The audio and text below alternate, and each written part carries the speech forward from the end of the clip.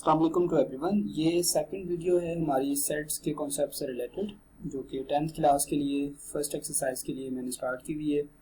First video में हमने बात की थी सेट से रिलेटेड कि सेट क्या होते हैं और सेट को लिखते हुए हम किन बातों का ख्याल रखेंगे, और फिर सेट को किस तरह से डिस्क्राइब किया जाता है, कितने फॉर्म्स हैं सेट को लिखने के, और उसके बाद उसकी टाइप्स से रिलेटेड हम बात कर रहे थे। स्टार्ट करते हैं कि हमने लास्ट लेक्चर में लीव किया था सबसेट पे, और तो अभी हम स्टार्ट करते हैं कि इक्वल सेट्स क्या होते हैं। इक्वल सेट से स्टार्ट करते हैं।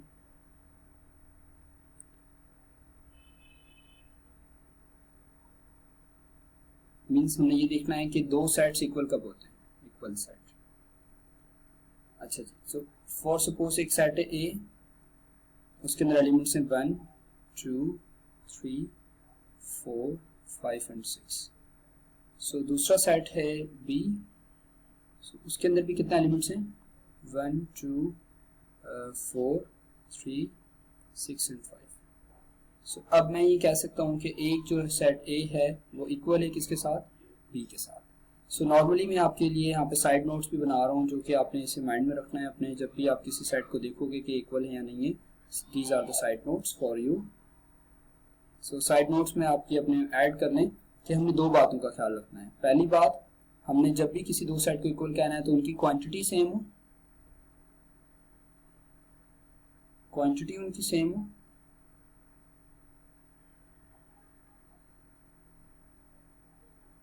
मींस एलिमेंट्स की तादाद सेम हो।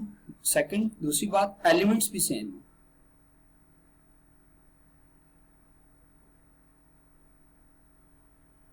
हमने इन दोनों बातों का ख्याल रखना है जब हम कहेंगे कि ये सेट आपके दोनों इक्वल हैं।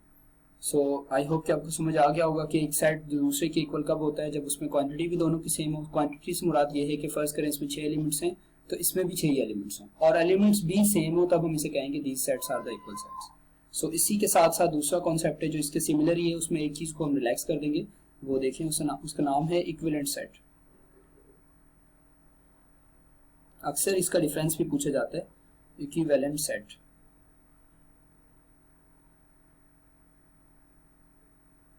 अच्छा, इक्वल की जो सिंबल है वो हमारी वही सेम जो हम बराबर की सिंबल यूज करते हैं वही है, और इक्विवेलेंट की जो सिंबल है वो ये है, कुछ अप्रोक्सीमेशन की जो सिंबल होती है ये सिंबल यूज करते हैं। मीन्स हम कह सकते हैं कि एक सेट है ए, उसके अंदर एलिमेंट्स लिखे हुए हैं कुछ इस तरह से A B C and D and E, these are the 5 elements. और एक दूसरा सेट है बी, उसके अंदर एलिमेंट्स लिखे हुए हैं कुछ इस तरह से 1 2 3 4 एंड 5। अब मैं ये कह सकता हूँ कि ए जो है वो इक्विवेलेंट है किसके साथ, बी के साथ। अब आप लोग खुद देखें, इसे कंपेयर करें इक्वल की डेफिनेशन के साथ, तो आपको ये फील होगा कि हम इसमें सिर्फ एक चीज का ख्याल रख रहे हैं। इसमें साइड नोट्स हमारे ये हैं, साइड नोट्स, इसमें हम एक चीज का ख्याल रख रहे हैं, जस्ट एक कंडीशन इसमें फॉलो करें और एक कंडीशन को हम रिलैक्स कर रहे हैं। जस्ट इसमें आपकी क्वांटिटी सेम हो, बस।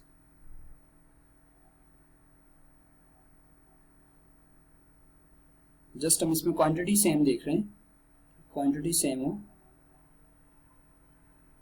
एलिमेंट्स का सेम होना जरूरी नहीं है। आई होप कि आपको क्लियर हो गए होंगे कि दो सेट्स आपके इक्वल और इक्विवेलेंट कब होते हैं। उसके बाद हमारे पास फॉर्म से है कि प्रॉपर सेट की डेफिनेशन, वो मैं आप लोगों को के साथ शेयर कर लेता हूँ कि प्रॉपर सेट क्या होता है और इम्प्रॉपर सेट क्या होता है। ये दोनों भी तो एक दूसरे के साथ सिमिलर ही मिलते जुलते हैं। आपको प्रॉपर समझ आ जाएगा तो होपफुली इम्प्रॉपर भी समझ आ जाएगा। इसके बाद है प्रॉपर सेट।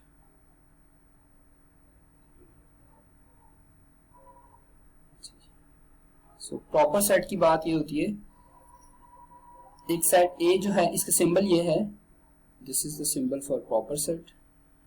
ये सिंबल है, मिलता जुलता है सबसेट के साथ। अब हम ये कह सकते हैं कि एक सेट है ए, एग्जांपल से आप लोग देखिएगा कि इसके अंदर एलिमेंट्स लिखे हुए हैं कुछ ये A B C and D. दूसरा सेट है बी, इसके अंदर कुछ एलिमेंट्स लिखे हुए हैं A B C D E and F. अब ये मैं कह सकता हूं कि ए जो है वो प्रॉपर सेट है किसका, बी का। अब प्रॉपर सेट की कंडीशन क्या होती है, इसके लिए हमारे साइड नोट्स ये हैं, साइड नोट्स। आप ये साइड नोट्स बेशक अपने नोट्स में ऐड कर लीजिएगा, जो मैं यहाँ पे आप लोगों के लिए आसानी के लिए लिख रहा हूँ। ये बहुत यूजफुल है और ये these are the basically conditions, ये कॉन्सेप्ट्स हैं जिनको आपने माइंड में रखना है। पहली बात हम इसमें ये देखेंगे कि ए जो है, जिसे मैं कह रहा हूं कि उसका प्रॉपर सेट है, तो मैं उसे कह सकता हूं कि ए जो है is a subset of B. मतलब लेट्स सपोज मैं इस वाले ए को जो है वो इस बी का प्रॉपर सेट तभी कहूंगा जब ये इसका सबसेट भी होगा। पहली बात, पहली कंडीशन। दूसरी कंडीशन, ए और बी कभी भी इक्वल नहीं होंगे। अब इक्वल का कॉन्सेप्ट आप लोगों को पता है, कभी भी इक्वल नहीं होंगे, तो इसलिए मैं इसमें लाइन लगा रहा हूँ। सो ये दो कंडीशन को हमने ख्याल रखना है जब भी हम किसी सेट को प्रॉपर सेट कहेंगे। पहली बात कि वो उसका सबसेट होगा, मीन्स मैं ये कह सकता हूँ कि ए जो है वो बी का सबसेट है और इसका फिर प्रॉपर सेट भी है। प्रॉपर सेट होने के लिए सबसेट तो होगा ही होगा, उसके साथ वो इक्वल नहीं होंगे, मीन्स ए के अंदर एलिमेंट जो होंगे वो बी से हमेशा लेस होंगे, कम होंगे। आप इसे इस तरह से भी अंडरस्टैंड कर सकते हैं। So, मैं इसे एक दफा दोबारा से रिपीट कर देता हूँ। प्रॉपर सेट का कॉन्सेप्ट ये है कि एक सेट दूसरे सेट का प्रॉपर सेट तब होगा जब वो उससे लेस होगा, मीन्स कि उससे छोटा होगा, इक्वल नहीं होगा। दूसरी बात, वो उसका सबसेट भी होगा। बस ये दो बातों का हमने ख्याल रखना है कि ए जो है सबसेट है बी का, दूसरी बात ए और बी इक्वल नहीं है।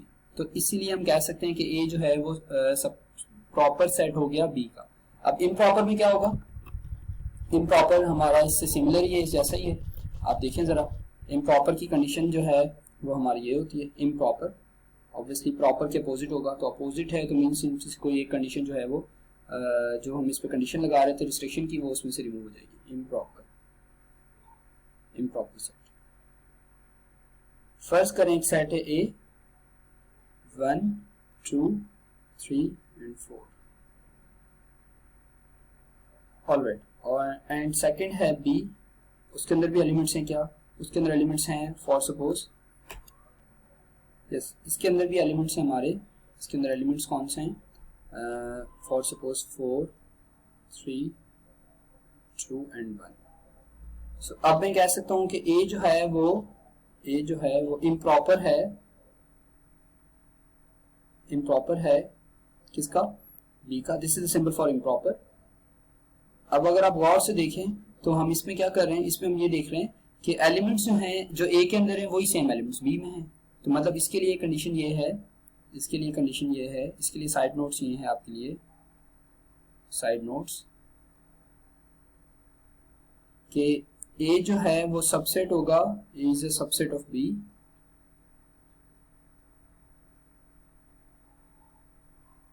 और सेकेंडली उसके इक्वल भी होगा। मीन्स प्रॉपर में हम कहते हैं कि वो इक्वल नहीं होगा, इम्प्रॉपर में कहते हैं वो इक्वल भी होगा। बस ये दो बातें बहुत जरूरी हैं, ये आप याद रखिएगा। इनके बिना हमारी इम्प्रॉपर की डेफिनेशन क्लियर नहीं है। सो मीन्स के ये पहली बात, ए और बी दोनों इक्वल भी हैं और एक दूसरे के सबसेट भी हैं, तो इसीलिए हम इसे कह सकते हैं ये इम्प्रॉपर सेट है। और प्रॉपर के लिए ये होता है कि वो इक्वल नहीं होंगे, सबसेट जरूर होगा उसका। ए जो है बी का सबसेट तो जरूर है लेकिन इक्वल नहीं है, सो इसीलिए हम उसे प्रॉपर सेट कह रहे हैं। सो आई होप कि आपको क्लियर हो गए होंगे। इसके बाद फौरन से हम डिफाइन करते हैं कि पावर सेट क्या होता है। अच्छा, इसके बाद फौरन से वहां पर डेफिनेशन आती है पावर सेट।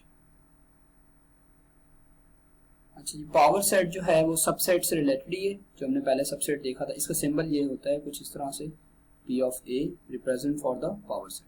ये हमारे पावर सेट को रिप्रेजेंट करता है। सो पावर सेट को पढ़ने के लिए ये इसका सिंबल है। फर्स्ट करें, आपके पास एक सेट है A, उसके अंदर एलिमेंट्स हैं कुछ ये 1 और 2। अब आपने इसके सबसेट निकालने हैं। सबसे पहले तो सबसेट अगर हम इसके फाइंड करेंगे, so we know that the formula number of subset. ये इसलिए भी मैं डिटेल में नहीं समझा रहा क्योंकि ऑलरेडी ये छोटी क्लासेस में पढ़ा देते हैं, 9th में भी और उससे पहले भी। Number of subset is equals to 2 power n। So n होता है number of elements. Number of elements इस केस में मेरे पास 2 हैं, so 2 power 2 is equals to 4। So मैंने इसके 4 सबसेट बनाने। तो पहला आ जाएगा खुद से एक खाली सेट, उसका सबसेट होता है, लास्ट में हमने प्रॉपर्टीज में पढ़ा था। दूसरा जो है 1 इसका सबसेट होगा, और तीसरा सेट जो है वो 2 होगा, चौथा जो है ये इटसेल्फ हो जाएगा। अब पावर सेट जो है वो ये होता है कि जब आप एक सेट के सबसेट बना के उन्हें एक सेट के अंदर रखते हैं, उसे हम कहते हैं कि ये हमारा पावर सेट है। ये बात दोबारा से सुन लो। आपने हमें एक सेट गिवन था ए, हमने उसके नंबर ऑफ सबसेट फाइंड किए, 4 बनेंगे, उनके नंबर ऑफ सबसेट निकाल के उसे हमने एक कर्ली ब्रैकेट में बंद कर दिया, उसे हमने एक सेट के अंदर बंद कर दिया, उसे हम कहते हैं पावर सेट। इसके लिए साइड नोट्स ये हैं, इसके लिए साइड नोट्स ये हैं जो एमसीक्यूज में भी आपसे पूछा जाता है। पावर सेट की खास बात ये है, पावर सेट के जो एलिमेंट्स होते हैं ना वो भी एक सेट्स होते हैं। The elements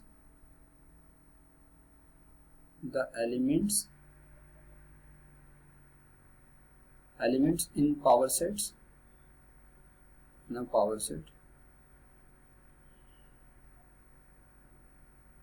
are sets। इसका मतलब क्या हुआ कि पावर सेट के अंदर जो एलिमेंट्स होते हैं ना वो भी आपके क्या होते हैं, पावर सेट के अंदर जो एलिमेंट्स होते हैं वो खुद से एक सेट्स होते हैं, लाइक दिस। जैसे कि देख लें, अब दोबारा मैं इस बात को रिपीट कर देता हूँ कि पावर सेट का मतलब ये होता है कि उसके अंदर जो एक सेट आपको गिवन होगा उसके आपने सबसेट निकाल के हम उसे एक सेट में बंद कर देंगे तो उसे हम कहेंगे this is known as the power set. So move करते हैं आगे नेक्स्ट कॉन्सेप्ट की तरफ। अगला हमारा है कि सिंगलटन सेट।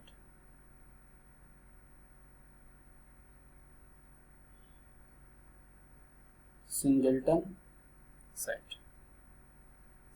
सेट जो है, सिंगलटन सेट का एक और नाम भी है, आपके पास एमसीक्यूज में कहीं आ सकता है, यूनिट सेट। अच्छा, यूनिट कहते हैं सिंगल को। सो इसकी डेफिनेशन ये होगी, a set which having only one element, a set which having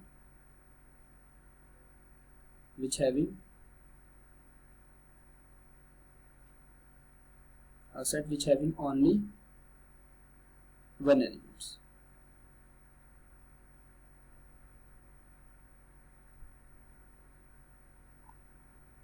are known as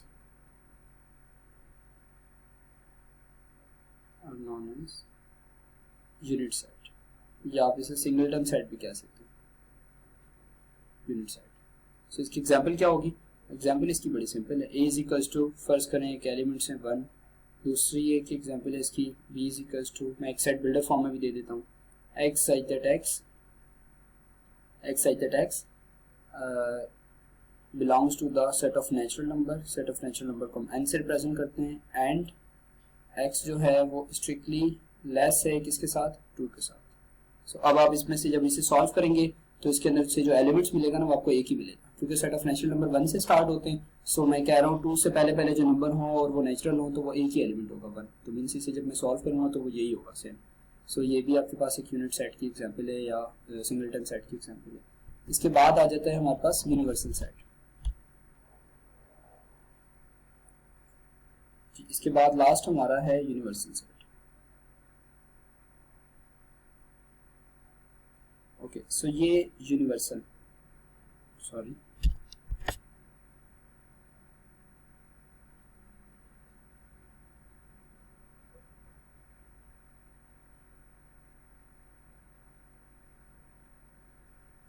universal set को हम इस U से रिप्रेजेंट करते हैं, this is the symbol for universal set. इसकी डेफिनेशन बस आप ये याद रख लें कि it is the super set of all sets.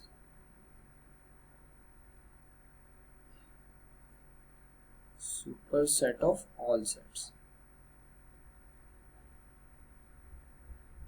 ये हमारे पास एक सुपर सेट होता है ऑल सेट्स का। जैसे कि फॉर सपोज मैं आपसे कहूं कि एक सेट है A और उसके अंदर एलिमेंट्स हैं 1 2 3 4 एंड 5। अब जो यूनिवर्सल सेट होगा ना, U से रिप्रेजेंट जो मैं कर रहा हूँ, वो ये सेट या इसके अलावा जितने भी सेट्स उसमें होंगे वो सारे इसके अंदर कंटेन करते होंगे। कंटेन से मुराद के ये सेट जो होगा ये सबसे बड़ा होगा। जैसे कि हमारा आपको नाम से अंदाजा हो रहा है, जैसे कि फर्ज करें सेट ऑफ यूनिवर्स जो है वो एक आपका यूनिवर्सल सेट है, और जो उसके अंदर दूसरे अदर प्लैनेट्स हैं वो आपके दूसरे सेट्स हैं, A B C, वो सारे के सारे उसमें मौजूद हैं। सो ये आपके अंदर इसके अंदर एलिमेंट्स आ जाएंगे 1 2 3 अप टू 10 तक। सो अब गौर से आप देखेंगे जितने भी इसमें एलिमेंट्स हैं वो सब के सब इसमें मौजूद हैं, और ये हमारा U से रिप्रेजेंट किया हुआ होता है। इसकी पहचान ये भी है कि हमेशा U से रिप्रेजेंट किया जाता है। और ये क्यों जरूरी है, ये हम जब सेट का कॉम्प्लीमेंट निकालते हैं ना, A कॉम्प्लीमेंट या B कॉम्प्लीमेंट निकालते हैं, तो तब हमें यूनिवर्सल सेट चाहिए होता है। इसके अलावा हमारे पास यूनिवर्सल सेट की जरूरत ऐसा इतनी नहीं पड़ती। So thank you so much, और इंशाल्लाह इसके बाद हमारी जो नेक्स्ट वीडियो सीरीज होंगी उसमें हम 17.1 के सोल्यूशन में आप लोगों के साथ शेयर करूंगा। Thank you so much.